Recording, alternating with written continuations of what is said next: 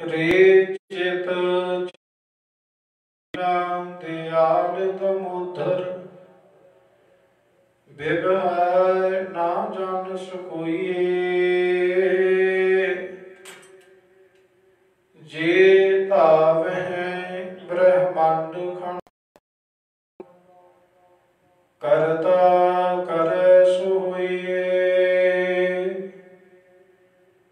रे चित चेतस की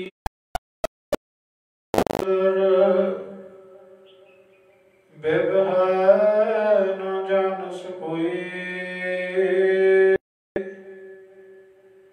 जे तावहि ब्रह्मांड करता करे सोई। रहाओ जननी केरे उदर उदक मह पिंड किया दस दो। दए आहार अगन मह राखै ऐसा खसम हमारा। कुम्मी जल माहे बाहर पंख खीर तिस नाही। भूंद मनोहर समझ देख मन माहिए। पाखन कीट गुप्त होय रहता ताजो मार्ग नाही।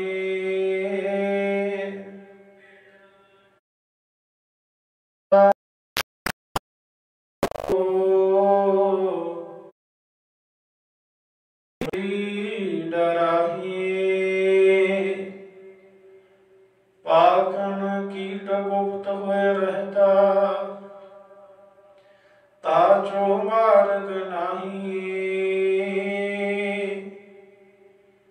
कह ताहू को मत रे जी डराही।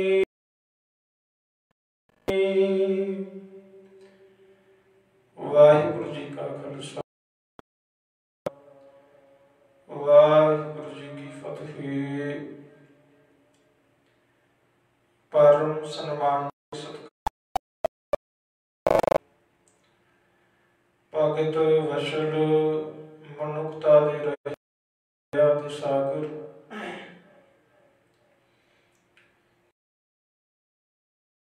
को धन धन सतगुर श्री गुरु ग्रंथ साहिब जी की पावन पवित्र हजूरी अंदर सुभाईमान गुरु का खास रूप गुरु प्यारे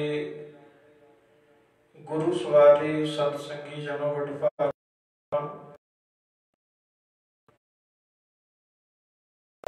हाजरियां भर करके जीवन दिया अमूलक घड़ियां सफल बनाने का जतन पे करते हाँ। प्रभ की उस्तत करहु सावधान एकाग्र चीत। सतगुर धन श्री गुरु अर्जन उस प्रभु की वाहिगुरु की उस्तत दे विच जुड़ना कर उस दी सिफत सलाह कर ढंग ते तरीके नाल होवे। सावधान एकाग्र सावधान का अर्थ है कि सुरत होवे एकाग्रता होवे ऐसी अवस्था न होवे। कबीर मन पंखी पयो उड़ उड़दा दिस जाए जो जैसी संगत मिले तैसू ही फल खाए। उस पंछी की तरह मन उड़ारियां दी एकाग्रता भंग हुंदी है उदों कोई ना कोई हादसा वापरता है। चाहे किसी गड्डी को चलाने वाले ड्राइवर की एकाग्रता चाहे किसी मशीन ते काम करने वाले मनुख की लै लो, किसी कारीगर की उदाहरण लै लो, जिन्ना चिर ते एकाग्रता है गड्डी अपनी रफ्तार ते अपनी चाल ते चलती है। जब एकाग्रता भंग हो जाती है तो उस गड्डी का उस ड्राइवर का जिथे गड्डी का नुकसान होया उथे इस तन का नुकसान भी होता है। एकाग्रता बहुत ही जरूरी है। जिवें किसी कारीगर ने कोई मशीन के उत्ते काम कर रहा है, काम करते करते दी एकाग्रता भंग हो गई, अखां च नींद आ गई, कई बार वो मशीन बंदे का हाथ वढ़ दिंदी है, बांह वढ़ दिंदी है, उंगलां वढ़ दिंदी है। भाव कि एकाग्रता जब नहीं होगी उदों नुकसान ही होगा। जिन्ना चिर तक गुरु कोल बैठना, गुरु कोल जे ते साडी एकाग्रता होगी, गुरु को बैठदे आ उन्ना चिर ते लाभ है, उन्ना चिर फायदा है। जेकर मन की एकाग्रता नहीं तो समझो कि ये जिहड़े सवास ये व्यर्थ चले घाटा जिहड़ा कदे पूरा होने वाला नहीं, क्योंकि 24,000 को आम जिस बंदे को इतना घाटा 100 बंदा कि जीवे जिन्हों हर रोज इतना घाटा पैदा होवे, गुरु कोल बैठ के जेकर सुरत नहीं टिकती ते फिर गुरु कोल बैठिया इस तन के जिहड़े सवास है वो समझो कि व्यर्थ ही जा रहे ने। शरीर बैठा है, मन करके नहीं बैठा। सतगुरु जी कहते प्रभु की उस्तत करो संत मीत है मित्र है संत। उस प्रभु की उस्तत कर ते उस्तत इस ढंग ते तरीके नाल कर, प्रभु की उस्तत करो संत मीत सावधान एकाग्र चीत भाव के एक चित ही जुड़िया होवे, एक मिक होई होवे। आसे पासे दे खलारे, आसे पासे दीयां गल्लां, आसे पासे दे कारोबार गुरु कोल बैठ के ये सुरत दे विच ना हो बैठ जावे। सतगुरु जी की अपार महरमत बख्शिश हुई। आपां सतगुरु जी दा बचन, सतगुरु जी की बाणी श्रवण कीता है। ये जो बाणी जन्म वेलाने तन मन धन नहीं धीरे, ये आसा राग दे विच पहला शब्द है। ते असी दूसरे शब्द का गायन किया है, दूसरे शब्द नूं श्रवण किया है। ये जो शब्द है रे चित चित की ना दयालत मोधर बिगह न जानी, जे धाव है ब्रह्मांड खंड को करता करे सो कोई। तीसरा शब्द आरती के रूप दे विच पढ़ते हैं धनासरी राग के अंदर, गोपाल तेरा आरती तिनके काज सुवारता।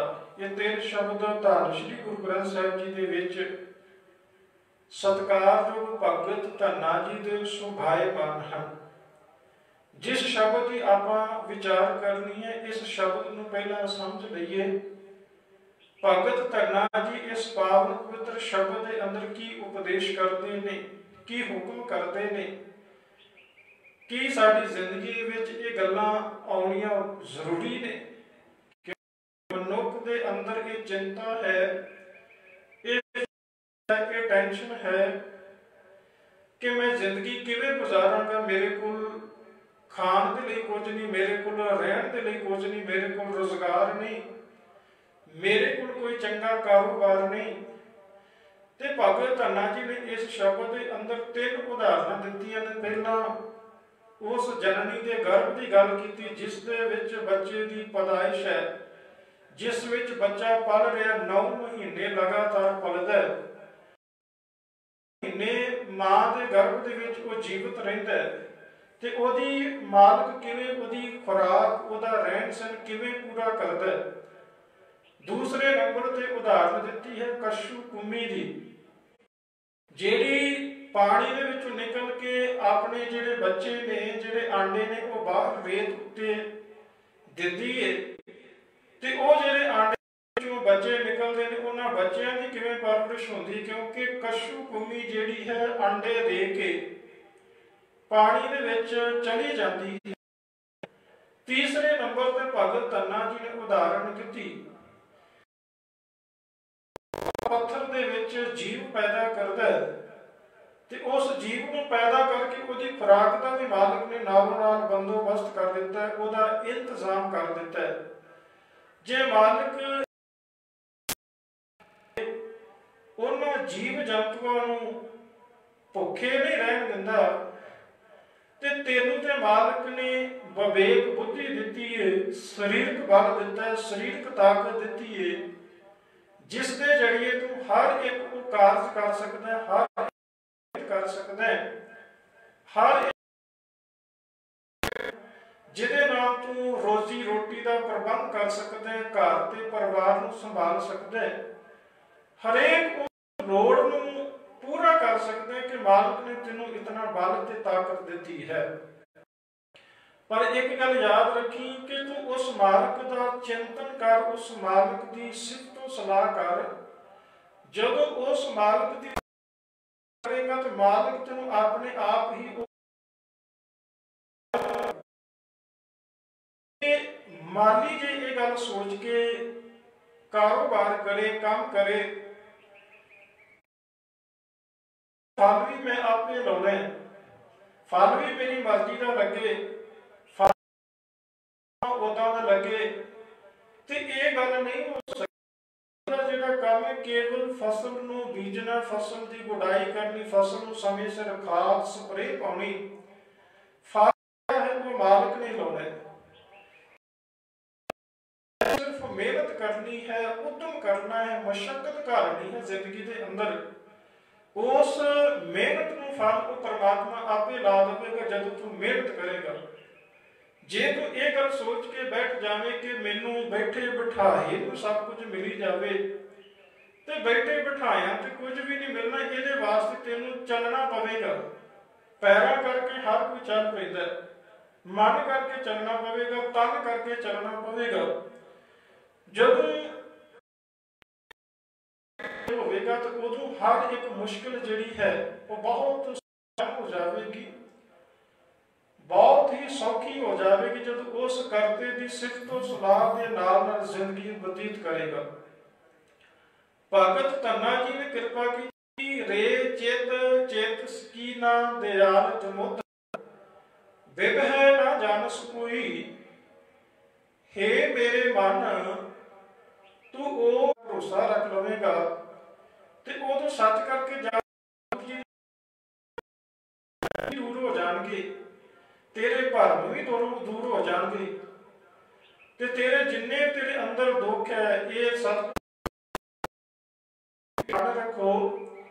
नानक दुख भरम भाव जाए, इन्हां तो मनुख भटकना दे विच पै जांदा है, दुख तो डर के भटकना दे विच पै जांदा है, भरम दे विच पै जांदा है। तो जदों भरम दे विच पैंदा उदों इहदे अंदर खौफ भी पैदा हुंदा है, डर भी पैदा हुंदा है। सतगुर दी आस एक दा भरोसा जिंदगी दे विच आ जाएगा ना, जदों मन दे विच एक दा चिंतन करेगा, एक दे उत्ते अकीदा लियावेगा, एक दे भरोसा लियावेगा, तो सच करके जानी ਜਿਹੜੀਆਂ तेरे शरीरक ते शरीर के अंदर तेरे मन के अंदर ये दुखदाई प्रॉब्लम ने, दुख ने, सतगुरु जी कहते सारे दूर हो जाएंगे। एक आस हर मन रखो, नानक दुख भरम पौ जाए। आस एक दी होवे, भरोसा एक दा होवे। ते जिहड़ी जीव इस्तरी अपने एक परमात्मा पति दे उत्ते अकीदा रखती है, विश्वास रखती, वो कदे भी जिंदगी दे विच डोलदी नहीं। चाहे पत्नी के रिश्ते की गल लै लवो, जेकर एक पत्नी अपने पति ते भरोसा रख के जिंदगी बतीत करती है, उसके निर्मल भाव दे विच जीवन बतीत करती है, तो जिंदगी दे विच कदे भी दुखी नहीं होगी। जब दुखी भी होगी तो वो दुख दे विच अपने पति का जरा साथ देगी। इस तरह जी जीव इस्तरी है, जेकर एक परमात्मा पति ते भरोसा रखती है, एक ते विश्वास रखेगी, तो सतगुरु जी कहते वो कभी भी दुखी, जेकर दुखी जे जिंदगी च दुख भी आ जाएगा ना, ਤੇ ਉਹ ਦੁੱਖ ਨੂੰ ਦੁੱਖ ਸਮਝ ਕੇ ਮਹਿਸੂਸ ਨਹੀਂ ਕਰੇਗੀ, ਉਹ ਉਸ ਮਾਲਕ ਦੀ, ਉਸ ਪਰਮਾਤਮਾ ਦੀ, ਉਸ ਵਾਹਿਗੁਰੂ ਜੀ ਦੀ ਰਜ਼ਾ ਨੂੰ ਸਮਝ ਕੇ ਕਬੂਲ ਕਰਕੇ ਮੰਨ ਲਵੇ ਕਿ ਜੇ ਸੁਖ ਆਰਾਧੀ, सतगुरु जी जे दुख दे तो तुझे आराधी, जे सुख दे तो तुझे आराधी, दुख भी तुझे ध्याई, दुख दे तो इत ही राजा, दुख विच सुख मिनाई। वो जीवन की अवस्था इतनी उच्ची हो जाएगी, इतनी बल वाली हो जाएगी, इतनी ताकतवर बन, वो फिर दुख के विच भी परवाह नहीं करेगी।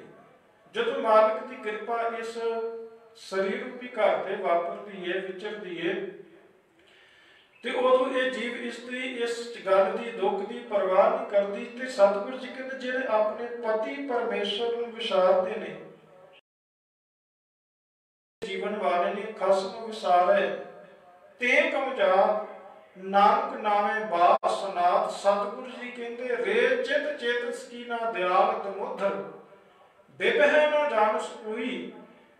हे मेरे मन, तू उस परमात्मा का चिंतन क्यों नहीं करता, उस मालिक का सिमरन क्यों नहीं करता, उसकी याद विच क्यों नहीं जुड़ता। बिबह ना जानस कोई, किसी दूसरे की आस, किसी दूसरे का भरोसा ना रख। एक मालिक के उत्ते अपना विश्वास, अपनी अंदरों चतुराइयां चलाकियां जिहड़ियां ने ये बाहर कढ दे।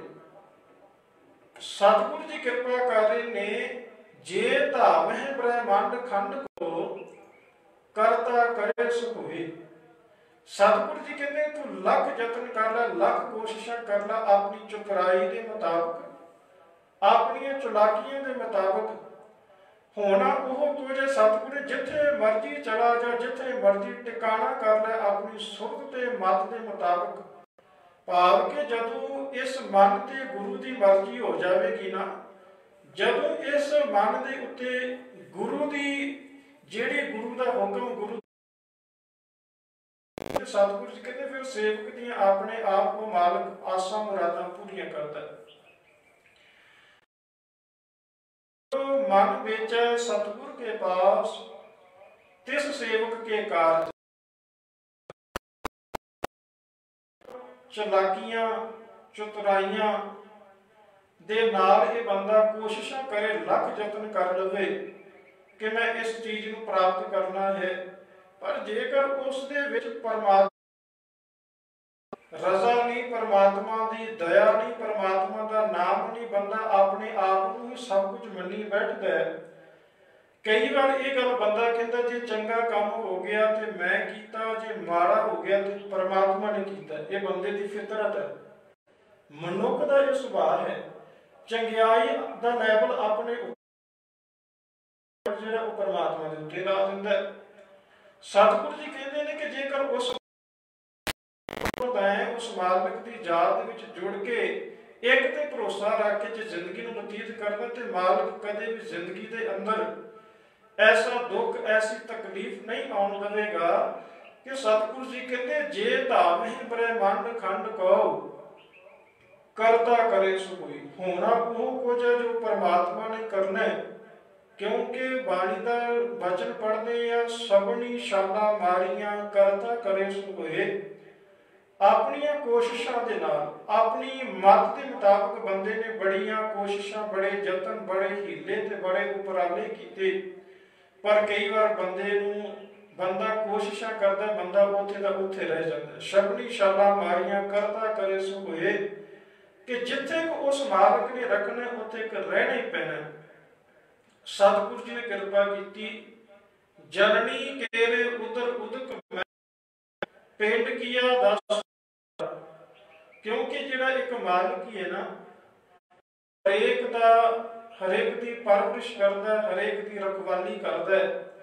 क्योंकि जिन्हें पैदा किया, दुनियावी तौर पर देखा जाए, कोई मिस्त्री है, कोई कारीगर है, कोई किसी काम का माहर है, किसी किरत नाल निभदा नहीं।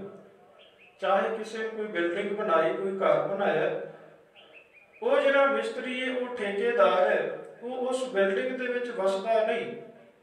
चाहे किसी ने कोई फर्नीचर तैयार किया, वो फर्नीचर तैयार करके उहदे नाल दरवाजा किसी ने कोई खिड़की तैयार की है, क्योंकि दुनियावी तौर पर किरत करने वाला किरत के नाल नहीं जे निभदा। जिहड़ा किरत करता है वो किरत के नाल नहीं निभदा। एक परमात्मा करता पुरख है जो पैदा करता है, वो शरीर के पैदा करन तो लैके उस दे अंत तक वो नाल निभदा है। ते कई बार बंदा की गल जो बंदा मरदा है उस परमात्मा मर जाता है, नहीं होता। परमात्मा की जोत, परमात्मा ने वो बल, परमात्मा ने वो सत्या, परमात्मा ने वो शक्ति, वो पावर इस शरीर के विच उन्ना चिर बरकरार रखी है।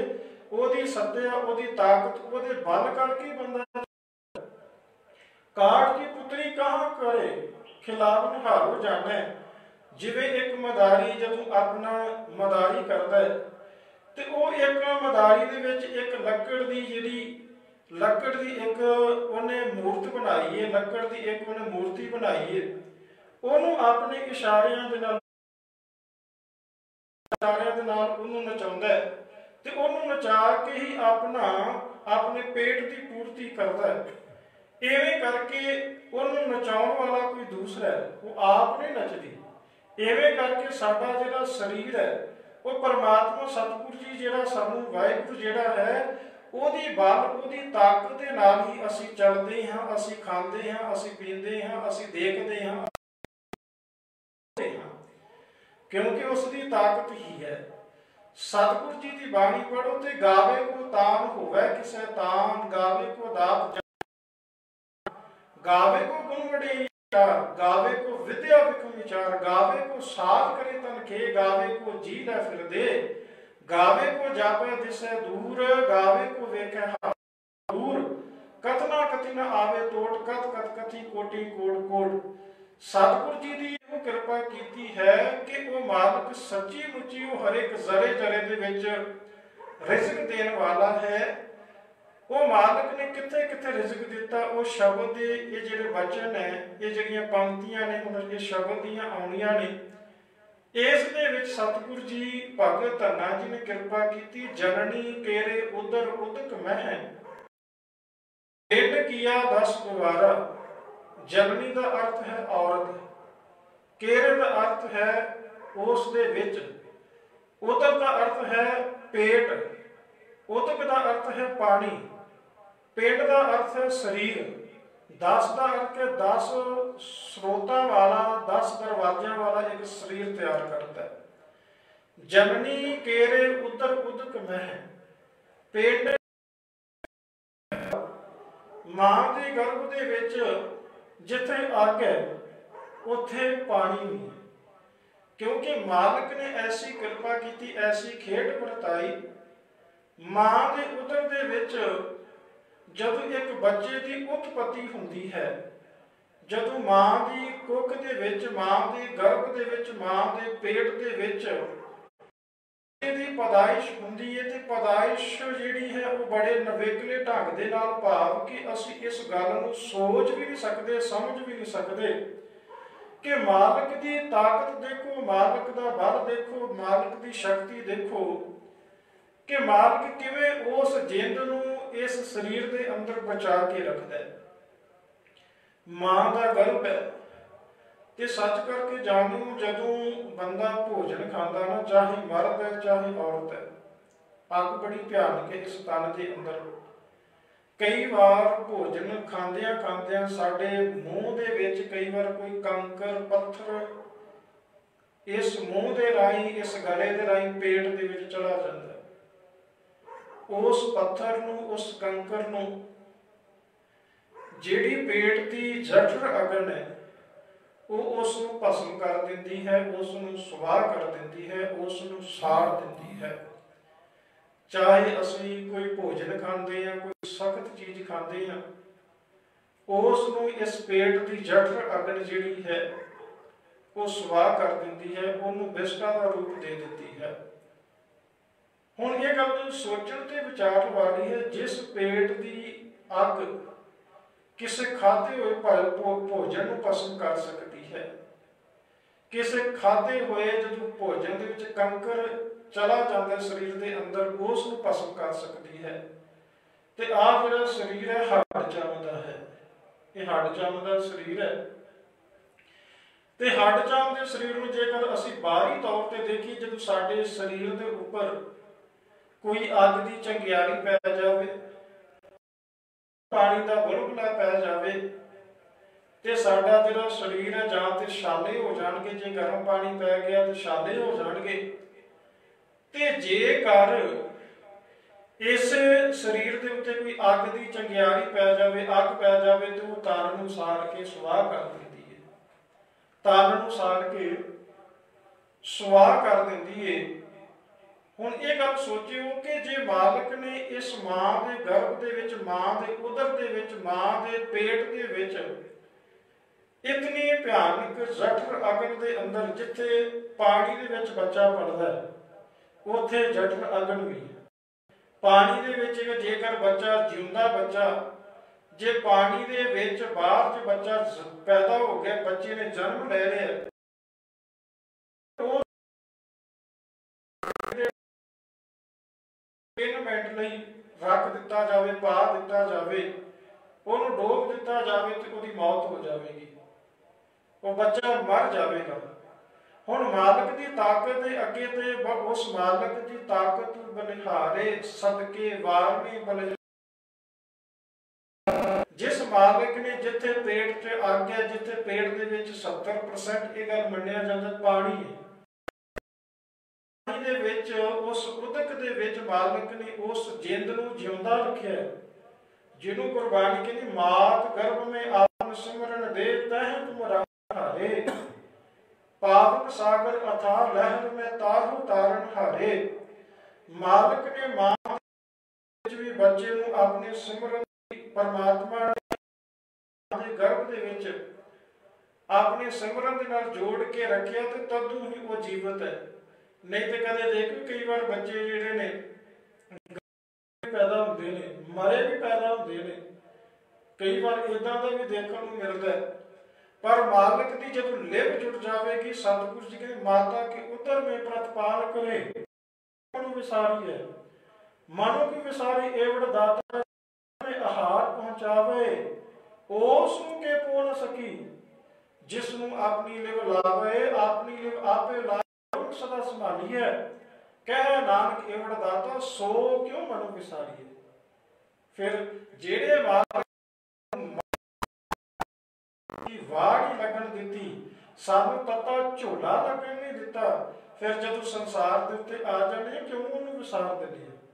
मालिक ने ऐसी भयानक गंदगी भयानक समय के विचों सानू बचा लिया, की गल संसार पूरियां करेगा, संसार के विच साडियां की गल जरूरतां पूरियां नहीं करेगा। जे मां के गर्भ के विच वो मालिक खुराक पहुंचा सकता है, साडियां लोड़ां पूरियां कर सकता है, ते सच करके जाने वो इतनी समर्था रखता है, सानू जीवन वास्ते भी हर कुछ दे सकता है। जियो पाए पिंड जिन साजिया दिता पहनन खान, जो जिंद पा के शरीर तैयार कर सकता है, तन पैदा कर सकता है, तो इन्नी क ताकत इन्ना क बल भी रखता है कि मैं तेनों खाण दे लई, तेनों पहनण दे लई कपड़ा भी दे सकता हूं।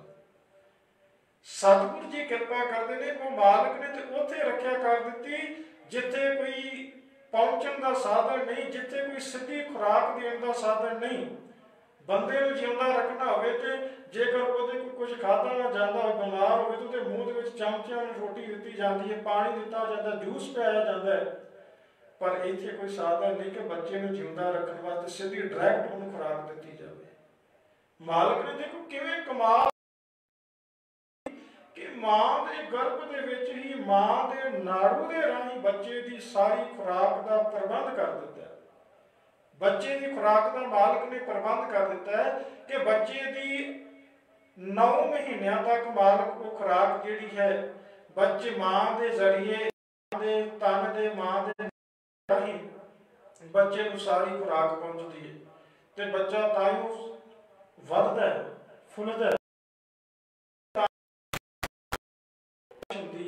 ਉਹਦੇ ਹੱਡ ਚਮ ਜਿਹੜੇ ਵੱਧਦੇ ਫੁੱਲਦੇ ਨੇ, ਵੱਧਦੇ ਫੁੱਲਦੇ ਇਸੇ ਕਰਕੇ ਹੈ ਨਾ, ਜੇਕਰ ਖੁਰਾਕ ਹੈ। ਜੇਕਰ ਬੰਦੇ ਨੂੰ ਰੋਟੀ ਨਾ ਮਿਲੇ ਤੇ ਬੰਦੇ ਦਾ ਜਿਹੜਾ ਖੂਨ ਸੁੱਕਣਾ ਸ਼ੁਰੂ ਹੋ ਜਾਵੇਗਾ, ਉਹਦਾ ਸਰੀਰ ਜਿਹੜੀ ਚਮੜੀ ਉਹ ਕਮਜ਼ੋਰ ਪੈ ਜਾਊਗੀ, ਹੱਡ ਕਮਜ਼ੋਰ ਪੈ ਜਾਣਗੇ। ਤੇ ਦੇਖੋ ਨਾ, ਮਾਲਕ ਨੇ 9 ਮਹੀਨਿਆਂ ਦਾ ਬੱਚਾ ਮਾਂ ਦੇ ਗਰਭ ਦੇ ਵਿੱਚ ਕਿੰਨਾ ਸੋਹਣਾ ਸਾਫ ਸੁਥਰਾ, ਕਿੰਨਾ ਨਵਾਂ ਨਰੋਇਆ ਸਰੀਰ ਪੈਦਾ ਕਰਦਾ। ਅੱਖਾਂ ਕਿੰਨੀਆਂ ਸੋਹਣੀਆਂ, ਕੰਨ ਹੈ, ਹੱਥ ਹੈ, ਛੋਟੇ ਛੋਟੇ ਪੈਰ ਹੈ, ਲੱਤਾਂ ਹੈ। ਮਾਲਕ ਨੇ ਕਿਵੇਂ ਘੜ ਘੜ ਕੇ ਨੈਣ ਪੈਦਾ ਕਰ ਦਿੱਤੇ, ਕਿਵੇਂ ਚਿੱਤਰਕਾਰੀ ਕੀਤੀ ਹੈ, ਕਿਵੇਂ ਮਾਲਕ ਨੇ ਇਸ ਸਰੀਰ ਨੂੰ ਚਿੱਤਰਿਆ, ਕਿਵੇਂ ਇਹਦੇ ਅੰਦਰ ਜਿੰਦ ਪਾ ਕੇ ਇਹਨੂੰ ਕਿੱਡਾ ਸੋਹਣਾ ਇਨਸਾਨ ਬਣਾ ਦਿੱਤਾ। 9 ਮਹੀਨੇ ਦੀ ਮਿਹਨਤ ਦੇ ਨਾਲ ਮਾਲਕ ਪੂਰਾ ਇਹਦਾ ਖਿਆਲ ਰੱਖਦਾ, ਪੂਰਾ ਇਹਦਾ ਫਿਕਰ ਕਰਦਾ। ਉੱਥੇ ਫਿਕਰ ਕਰਦਾ ਜਿੱਥੇ ਕੋਈ ਆਸ ਨਹੀਂ। ਸਤਿਗੁਰੂ ਜੀ ਕਿਰਪਾ ਕਰਦੇ, ਜਨਨੀ ਕੇਰੇ ਉਦਰ ਉਦਕ ਮੈਂ ਪਿੰਡ ਕੀਆ 10 ਦੁਆਰਾ। ਜਨਨੀ ਕਿਹੜੇ ਉਦਰ, ਮਾਂ ਦੇ, ਔਰਤ ਦੇ ਗਰਭ, ਔਰਤ ਦੇ ਪੇਟ ਵਿੱਚ। ਉਦਕ, ਉਦਕ ਦਾ ਅਰਥ ਹੈ ਪਾਣੀ, ਪਾਣੀ ਮਹਿ, ਉਦਕ ਮਹਿ। ਪਿੰਡ ਕੀਆ, ਸਰੀਰ ਬਣਾ ਦਿੱਤਾ ਹੈ।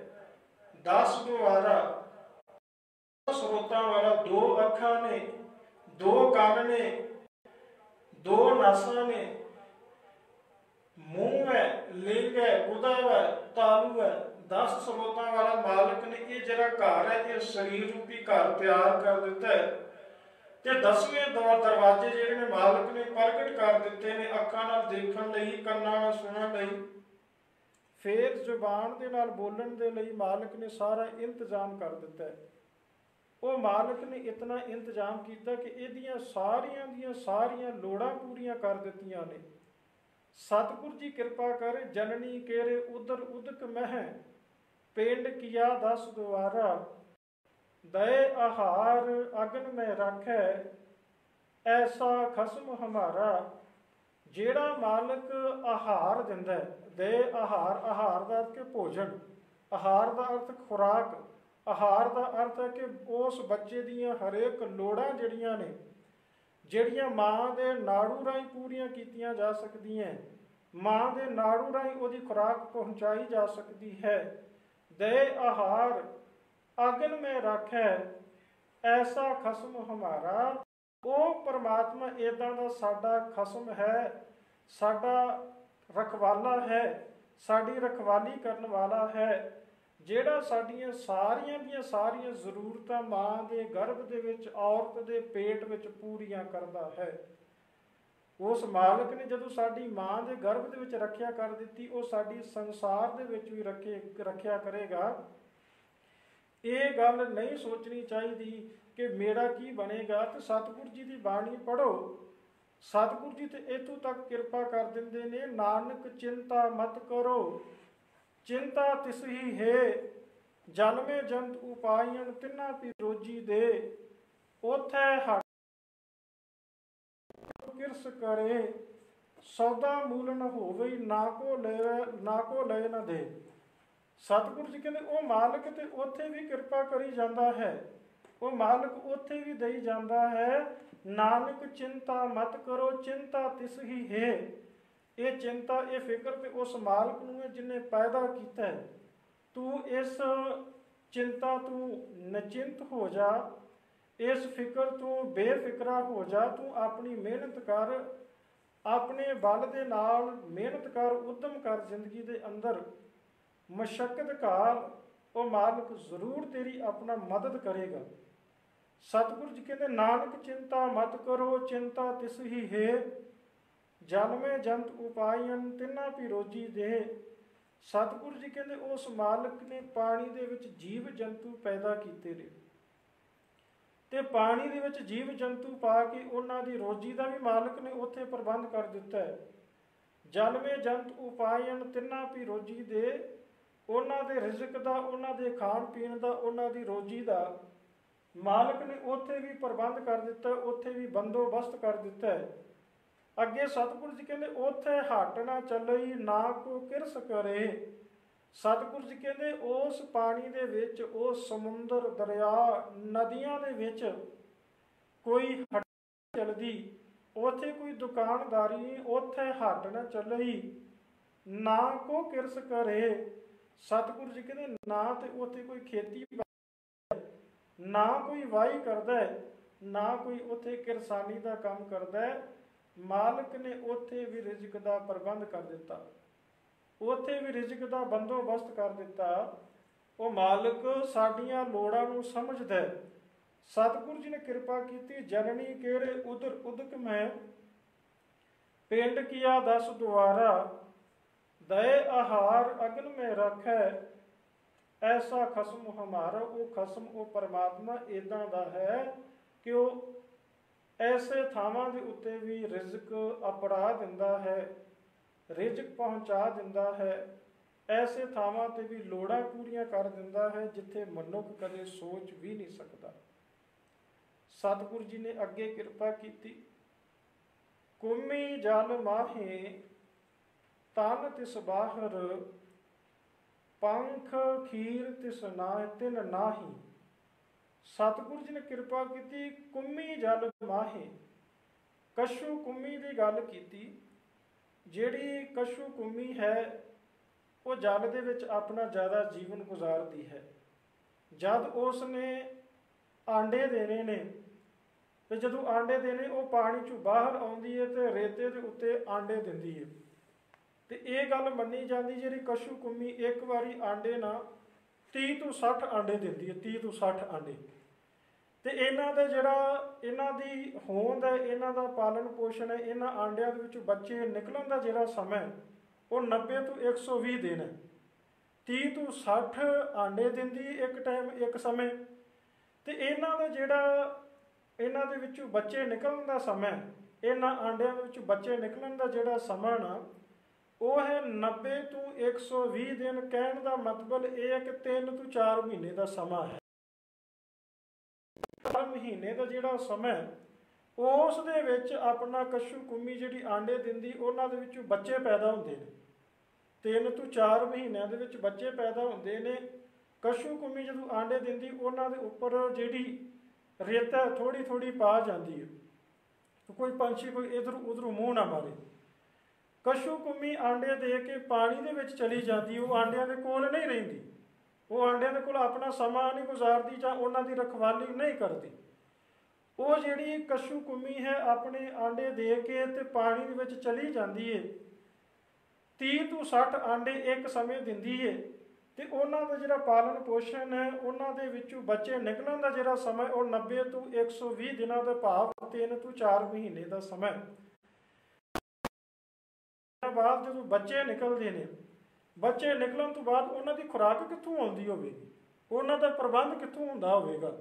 ਕਿਉਂਕਿ ਉਹਨਾਂ ਦੀ ਖੁਰਾਕ ਜਿਹੜੀ ਹੈ ਨਾ ਕਸ਼ੂ ਕੁੰਮੀ ਦੇ ਬੱਚਿਆਂ ਦੀ, ਉਹ ਜਿਹੜਾ ਬੱਚਿਆਂ ਜਿਹੜਾ ਆਂਡਿਆਂ ਨੂੰ ਖੱਪੜ ਲੱਥਦਾ, ਖੱਪੜ ਜਿਹੜਾ ਲੱਥਦਾ, ਆਂਡੇ ਪੈਦਾ ਹੋਏ ਹੁੰਦੇ ਨੇ ਜਿਹਦੇ ਵਿੱਚ ਬੱਚੇ ਪੈਦਾ ਹੁੰਦੇ ਨੇ, ਉਹ ਜਿਹੜੇ ਖੱਪੜ ਜਿਹੜਾ ਨਾ ਖੱਪੜ ਨੂੰ ਖਾ ਕੇ 3 ਤੋਂ 7 ਦਿਨਾਂ ਤੱਕ ਜਿਹੜੇ ਬੱਚੇ ਨੇ ਉਹਨੂੰ ਖਾਂਦੇ ਨੇ, ਉਹਦੇ ਨਾਲ ਆਪਣਾ ਜੀਵਨ ਬਤੀਤ ਕਰਦੇ। ਮਾਲਕ ਨੇ ਦੇਖੋ ਉਹਨਾਂ ਆਂਡਿਆਂ ਦੇ ਵਿੱਚ ਹੀ ਉਹਨਾਂ ਦੀ ਖੁਰਾਕ ਦਾ ਪ੍ਰਬੰਧ ਕਰ ਦਿੱਤਾ ਹੈ। ਉਹਨਾਂ ਨੂੰ ਕਿਤੇ ਇੱਧਰ ਉੱਧਰ ਭਟਕਣ ਦੀ ਜ਼ਰੂਰਤ ਨਹੀਂ, ਕਿਤੇ ਜਾਣ ਦੀ ਜ਼ਰੂਰਤ ਨਹੀਂ। ਸਤਿਗੁਰੂ ਜੀ ਕਹਿੰਦੇ ਕੁੰਮੀ ਜਲ ਮਾਹੇ, ਜਿਹੜੀ ਕਸ਼ੂ ਕੁੰਮੀ ਹੈ ਜਲ ਦੇ ਵਿੱਚ ਹੈ। ਤਨ ਤਿਸ ਬਾਹਰ, ਜਿਗਰ ਦੇ ਟੋਟੇ, ਉਸ ਕਸ਼ੂ ਕੁੰਮੀ ਦੇ ਜਿਗਰ ਦੇ ਟੋਟੇ, ਤਨ ਦਾ ਅਰਥ ਕਿ ਉਹਦੇ ਬੱਚੇ, ਉਹਦੇ ਜਿਗਰ ਦੇ ਟੋਟੇ। ਤਨ ਤਿਸ ਬਾਹਰ, ਪੰਖ।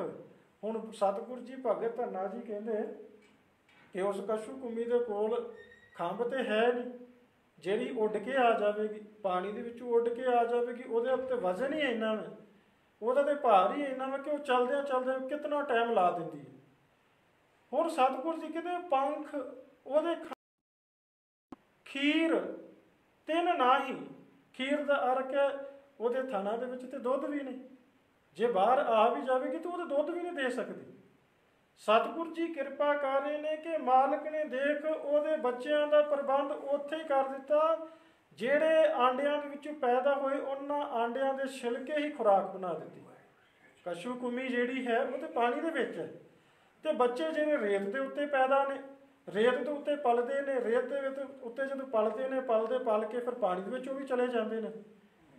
3 ਤੋਂ 7 ਦਿਨ ਉਹ ਆਂਡਿਆਂ ਦੇ ਜਿਹੜੇ ਛਿਲਕੇ ਨੇ ਉਹ ਖਾ ਕੇ ਉਹ ਜਿਹੜੇ ਬੱਚੇ ਕਸ਼ੂ ਕੁੰਮੀ ਦੇ ਨੇ ਜਿਹੜੇ ਆਂਡਿਆਂ ਚੋਂ ਨਿਕਲਦੇ ਨੇ ਉਹ ਆਪਣਾ ਗੁਜ਼ਾਰਾ ਕਰਦੇ ਨੇ। ਕੁੰਮੀ ਜਲ ਮਾਹੇ ਤਨ ਤਿਸ ਬਾਹਰ, ਪੰਖ ਖੀਰ ਤਿਸ ਨਾਹੇ। ਨਾ ਤੇ ਖੰਭ ਹੈ ਤੇ ਨਾ ਹੀ ਉਸ ਕਸ਼ੂ ਕੁੰਮੀ ਦੇ ਥਣਾ 'ਚ ਦੁੱਧ ਹੈ ਕਿ ਉਹ ਬੱਚਿਆਂ ਨੂੰ ਖੁਰਾਕ ਦੇ ਸਕੇ। ਖੁਰਾਕ ਦਾ ਪ੍ਰਬੰਧ ਕਰ ਦਿੱਤਾ, ਮਾਲਕ ਨੇ ਖਾਣ ਦਾ ਪ੍ਰਬੰਧ ਕਰ ਦਿੱਤਾ। ਤੇ ਸਤਿਗੁਰੂ ਜੀ ਕਹਿੰਦੇ ਦੇਖ, ਜੇ ਮਾਲਕ ਉੱਥੇ ਉਹਦਾ ਖਾਣ ਦਾ ਪ੍ਰਬੰਧ ਕਰ ਸਕਦਾ, ਤੇਰੇ ਕੋਲ ਤੇ ਬਹੁਤ ਕੁਝ ਹੈ।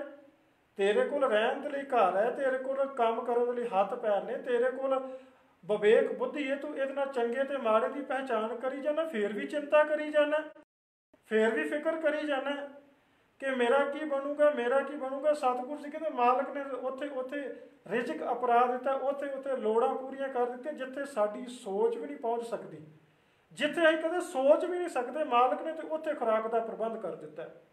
ਸਤਿਗੁਰੂ ਜੀ ਕਿਰਪਾ ਕਰਦੇ, ਕੁੰਮੀ ਜਲ ਮਾਹੀ ਤਨ ਤਿਸ ਬਾਹਰ, ਪੰਖ ਖੀਰ ਤਿਨ ਨਾਹੀ, ਪੂਰਨ ਪਰਮਾਨੰਦ ਮਨੋਹਰ। ਪੂਰਨ ਦਾ ਕੇ ਪੂਰਾ, ਪਰਮਾਨੰਦ ਦੇਣ ਵਾਲਾ, ਲੋੜਾਂ ਪੂਰੀਆਂ ਕਰਨ ਵਾਲਾ। ਪੂਰਨ ਪਰਮਾਨੰਦ ਮਨੋਹਰ, ਸਮਝ ਦੇਖ ਮਨ ਮਾਹੀ। ਮਨ ਦੇ ਵਿੱਚ ਉਹਨੂੰ ਦੇਖ, ਉਹਨੂੰ ਸਮਝ, ਉਹਦੀ ਸੋਝੀ ਰੱਖ, ਉਹਦਾ ਗਿਆਨ ਰੱਖ। ਮਾਲਕ ਨੇ ਤੇ ਉੱਥੇ ਵੀ ਪ੍ਰਬੰਧ ਕਰ ਦਿੱਤੇ। ਪਾਖਨ ਕੀਟ ਗੁਪਤ ਹੋਏ ਰਹਿਤਾ। ਪਾਖਨ ਦਾ ਅਰਥ ਪੱਥਰ, ਕੀਟ ਦਾ ਅਰਥ ਹੈ ਕੀੜਾ, ਗੁਪਤ ਦਾ ਅਰਥ ਕਿ ਲੁਕਿਆ ਪਿਆ। ਦੇਖੋ ਅਸੀਂ ਸਾਹ ਲੈਂਦੇ ਕਾਹਦੇ ਨਾਲ ਲੈਂਦੇ? ਆਕਸੀਜਨ ਨਾਲ ਲੈਂਦੇ ਹਾਂ ਨਾ। ਆਕਸੀਜਨ ਹੋਵੇ, ਗਲੇਸ਼ੀਅਰ ਚਲੇ ਉੱਥੇ ਸਾਹ ਲੈਣਾ ਔਖਾ ਹੋ ਸਕਦਾ, ਕਿਉਂਕਿ ਜੇ ਅਸੀਂ ਸਵਾਸ ਲੈ ਰਹੇ ਹਾਂ ਉਹ ਕਾਹਦੇ ਨਾਲ ਲੈ ਰਹੇ? ਆਕਸੀਜਨ ਨਾਲ। ਤੇ ਪੱਥਰ ਦੇ ਵਿੱਚ ਕੋਈ ਆਕਸੀਜਨ ਨਹੀਂ, ਕੋਈ ਸਾਹ ਲੈਣ ਦਾ ਪ੍ਰਬੰਧ ਨਹੀਂ, ਕੋਈ ਖਾਣ ਦਾ ਪ੍ਰਬੰਧ ਨਹੀਂ, ਕੋਈ ਰਿਜ਼ਕ ਦਾ ਪ੍ਰਬੰਧ ਨਹੀਂ। ਸਤਿਗੁਰੂ ਜੀ ਕਹਿੰਦੇ ਦੇਖ, ਉਹ ਮਾਲਕ ਨੂੰ ਤੇ ਪੱਥਰਾਂ ਦੇ ਵਿੱਚ ਵੀ ਰਿਜ਼ਕ ਪਹੁੰਚਾ ਰਿਹਾ ਹੈ। ਉਹ ਤੇ ਪੱਥਰਾਂ ਦੇ ਵਿੱਚ ਜਿੱਥੇ ਕੋਈ ਸਾਹ ਲੈਣ ਦਾ ਪ੍ਰਬੰਧ ਨਹੀਂ, ਜਿੱਥੇ ਕੋਈ ਉਸ ਪੱਥਰ ਦੇ ਵਿੱਚ ਖੁਰਾਕ ਪਹੁੰਚਾਉਣ ਦਾ ਕੋਈ ਸਾਧਨ ਨਹੀਂ, ਕੋਈ ਰਸਤਾ ਨਹੀਂ, ਮਾਲਕ ਨੇ ਉੱਥੇ ਵੀ ਪ੍ਰਬੰਧ ਕਰ ਦਿੱਤਾ। ਤੂੰ ਕਾਹਦੀ ਚਿੰਤਾ ਕਰ? ਛੱਡ ਅਚਿੰਤ ਰਹੋ, ਨਾਨਕ ਲੱਗ ਪਾਈ। ਮਾਲਕ ਦੇ ਚਰਨਾਂ ਦੇ ਵਿੱਚ ਜੁੜ ਜਾ, ਅਚਿੰਤ ਹੋ ਜਾ, ਬੇਫਿਕਰ ਹੋ ਜਾ, ਚਿੰਤਾ ਛੱਡ ਦੇ। ਜਿਹਨੇ ਪੈਦਾ ਕੀਤੀ ਚਿੰਤਾ ਉਹਨੂੰ ਏ। ਤੂੰ ਆਪਣੇ ਹੱਥਾਂ ਦੇ ਨਾਲ ਮਿਹਨਤ ਕਰ, ਤੂੰ ਆਪਣੀ ਇਸ ਵਿਵੇਕ ਬੁੱਧੀ ਕੋਲ ਕੰਮ ਲੈ, ਇਸ ਵਿਵੇਕ ਬੁੱਧੀ ਦੇ ਅਨੁਸਾਰ ਜੀਵਨ ਨੂੰ ਬਤੀਤ ਕਰ। ਤੇਰੇ ਅੱਗੇ ਕੋਈ ਵੀ ਮੁਸ਼ਕਿਲ ਅਟਕ ਨਹੀਂ ਸਕਦੀ। ਉਹ ਮਾਲਕ ਨੇ ਤੈਨੂੰ ਇੰਨਾ ਕੁਛ ਦਿੱਤਾ। ਪਾਖਨ ਕੀਟ ਗੁਪਤ ਹੋਏ ਰਹਿਤਾ, ਤਾਚੋ ਮਾਰਗ ਨਹੀਂ। ਨਿਕਲਣ ਦੇ ਲਈ ਕੋਈ ਰਸਤਾ ਨਹੀਂ।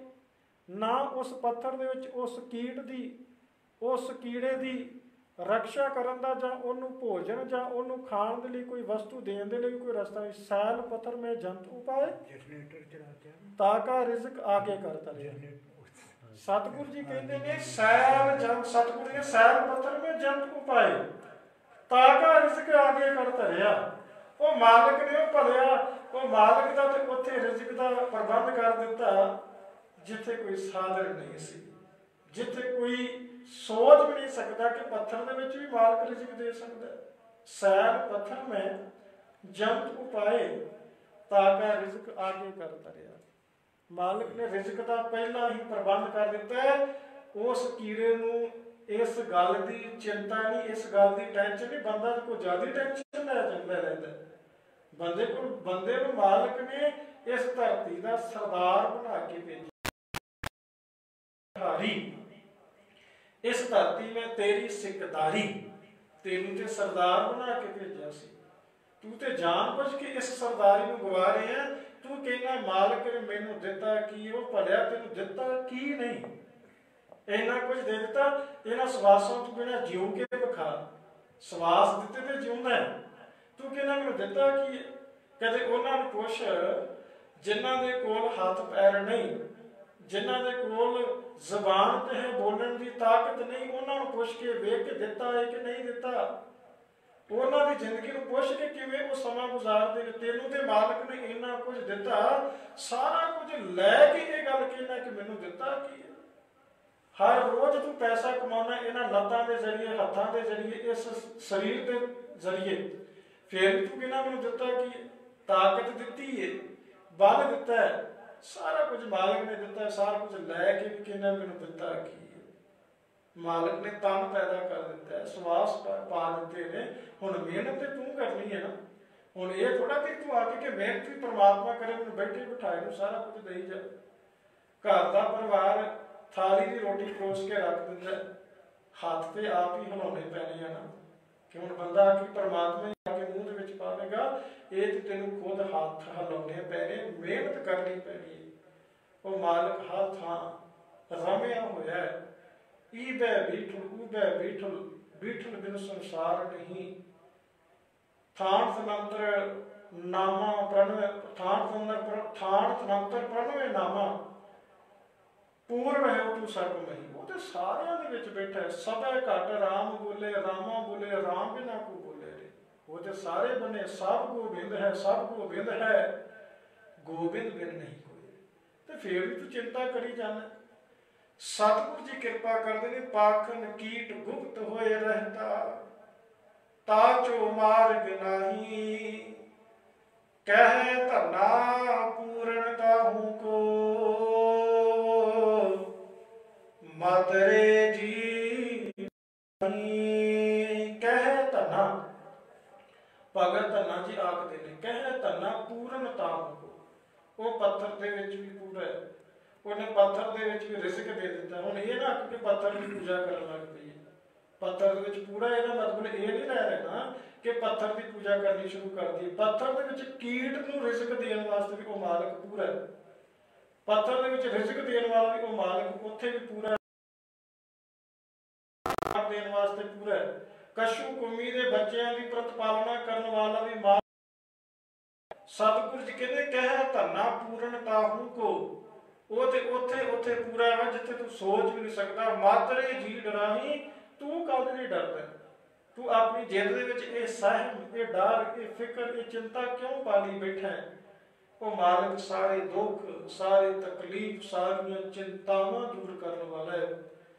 ਜੇਕਰ ਉਹਦੇ ਨਾਮ ਨੂੰ ਹਿਰਦੇ ਦੇ ਵਿੱਚ ਸਿਮਰ ਲਵੇ ਤੇ ਸਤਿਗੁਰ ਜੀ ਕਹਿੰਦੇ ਫਿਰ ਕੋਈ ਵੀ ਮੁਸ਼ਕਲ ਨਹੀਂ ਰਹੇਗੀ, ਕੋਈ ਦੁੱਖ ਨਹੀਂ ਰਹੇਗਾ।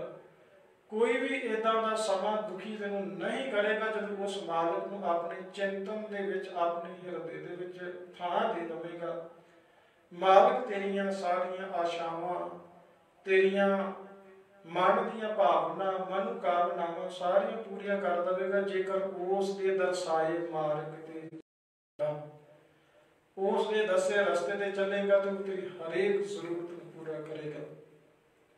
ਭਗਤ ਧੰਨਾ ਜੀ ਨੇ ਇਸ ਪਾਵਨ ਪਵਿੱਤਰ ਸ਼ਬਦ ਦੇ ਅੰਦਰ ਇਹੋ ਉਪਦੇਸ਼ ਕੀਤਾ ਕਿ ਭਾਈ ਉਸ ਮਾਲਕ ਨੂੰ ਸਿਮਰ, ਉਸ ਮਾਲਕ ਨੂੰ ਯਾਦ ਕਰ ਜਿਹਦੀ ਬਦੌਲਤ ਤੂੰ ਸੰਸਾਰ ਦੇ ਵਿੱਚ ਆਇਆ, ਤੇ ਉਹਦੇ ਤੇ ਆਸ ਰੱਖ, ਆਸੇ ਪਾਸੇ ਆਸਾਂ ਨਾ ਰੱਖ।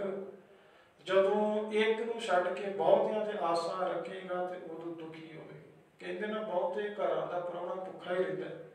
ਜੇਕਰ ਇੱਕ ਦੇ ਉੱਤੇ ਵਿਸ਼ਵਾਸ ਰੱਖ ਲੈ, ਇੱਕ ਦੇ ਘਰ ਚਲਾ ਜਾਵੇ ਕਿ ਇੱਥੋਂ ਹੀ ਮੈਂ ਸਾਰਾ ਕੁਝ ਖਾਣਾ ਪੀਣਾ ਰਹਿਣਾ, ਕਿ ਮੈਂ ਤੁਹਾਡੇ ਵਾਲੀ ਹਾਂ, ਤੇ ਫਿਰ ਤੇ ਸਾਰਾ ਕੁਝ ਮਿਲ ਜਾਵੇਗਾ। ਤੇ ਜੇ ਬਹੁਤਿਆਂ ਦੀ ਆਸ ਦੇ ਉੱਤੇ ਹੋਵੇਗਾ ਤਾਂ ਉਹਨਾਂ ਸੋਚਣਾ ਕਿ ਉਹਦੇ ਵੱਲ ਖਾ ਲੂਗਾ, ਜੇ ਉਹਨੇ ਸੋਚਣਾ ਉੱਧਰ ਰਹਿ ਲੂਗਾ, ਉਹਨੇ ਕਹਿਣਾ ਉੱਧਰ ਸੋਊਗਾ, ਨਾ ਇੱਧਰ ਦਾ ਤੇ ਨਾ ਉੱਧਰ ਦਾ।